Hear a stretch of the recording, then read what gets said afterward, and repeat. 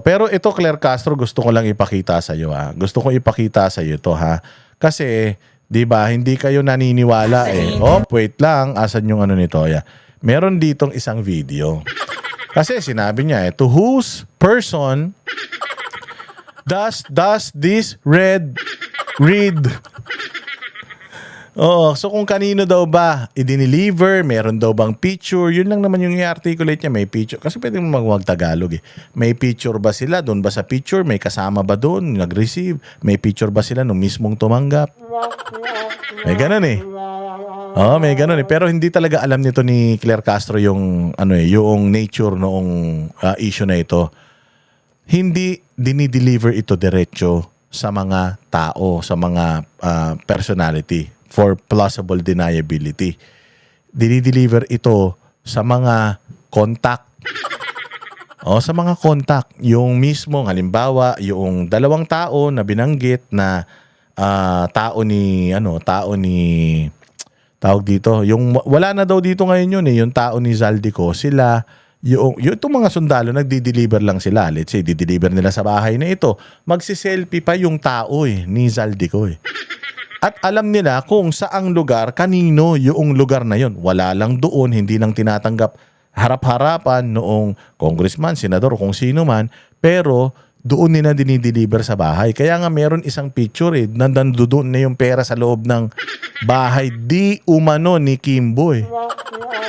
Nandoon na yung maleta ng pera eh. Pero kita mo, nandoon ba si Kimbo? Wala. Pero nandoon yung bisikleta niya. Oh, di ba? Yun yung mga patunay. Oh, ito pa, isang patunay. Sabi ko nga sa iyo, Claire Castro, isang patunay na itong dalawang aso nyo, si Ping at saka si Soto, mukhang kaya ito si Ping Lacson binabanatan niya itong mga credibility ng Marines, pati yung kredibilidad noong mga tao na tumulong sa mga Marines sa pagsasalita kasi may ganito. Hindi ko na nilagyan ng tugtog kasi makaka-copyright to eh. O ayan, makikita nyo yung helicopter, tapos makikita nyo itong lalaking to.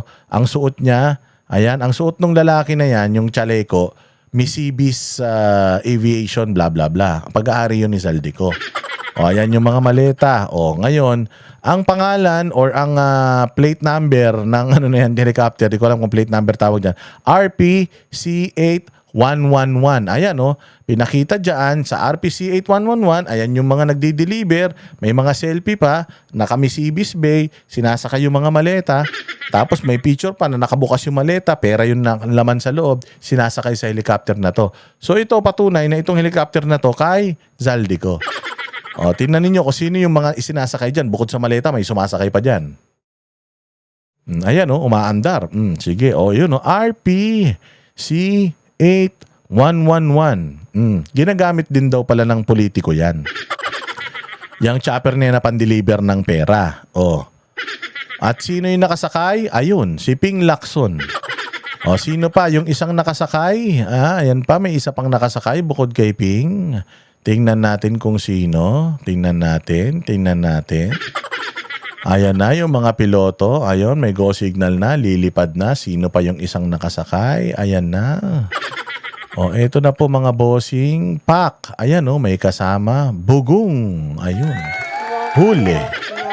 So hindi lang pala mali-maleta na pera yung sinasakay dito. May mga tao din na isinasakay. At yung mga tao na isinasakay, yung isa, nakatanggap daw si Tito Sen, sabi doong mga military. At saka ito si Ping na ayaw imbestigahan itong mga military na sinisiraan kagad yung mga military.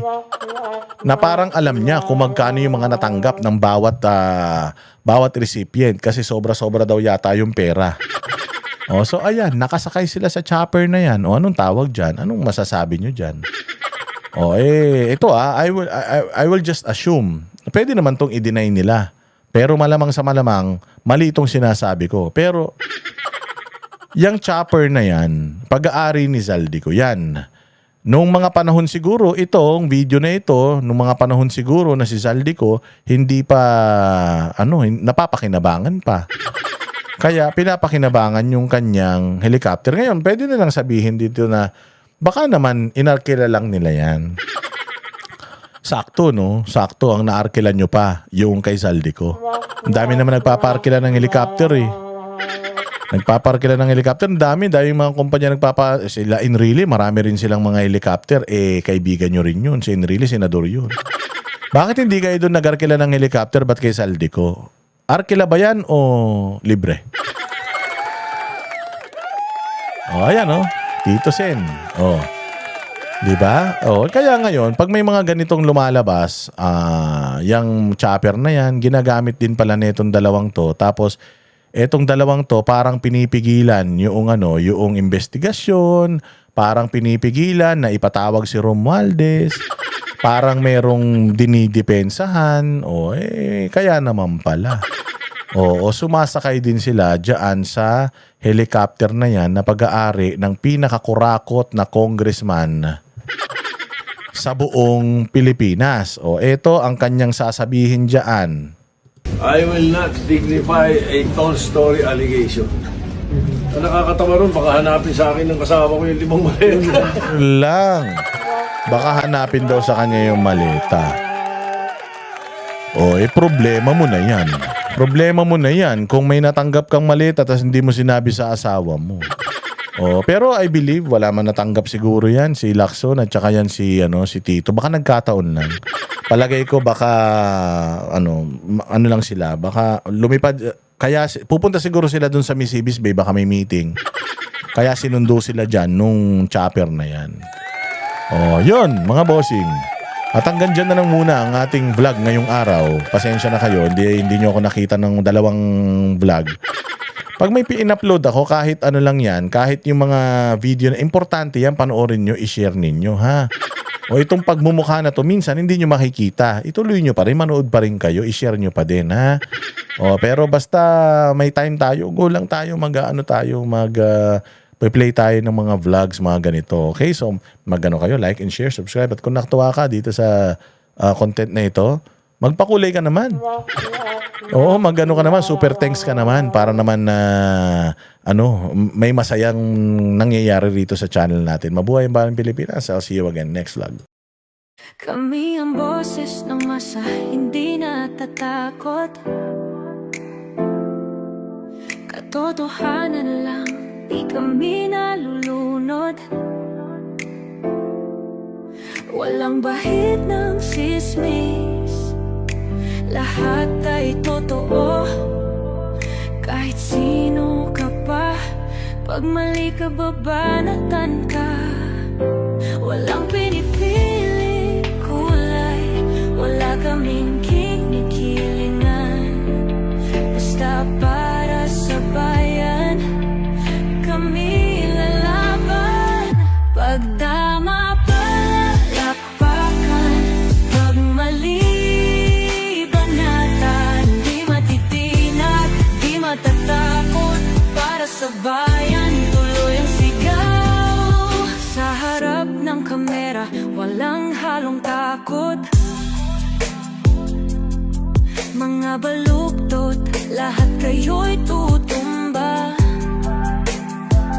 Ang hustisya at totoo, yun lang ang mahalaga. Kahit sinong harang, di kami matitinag.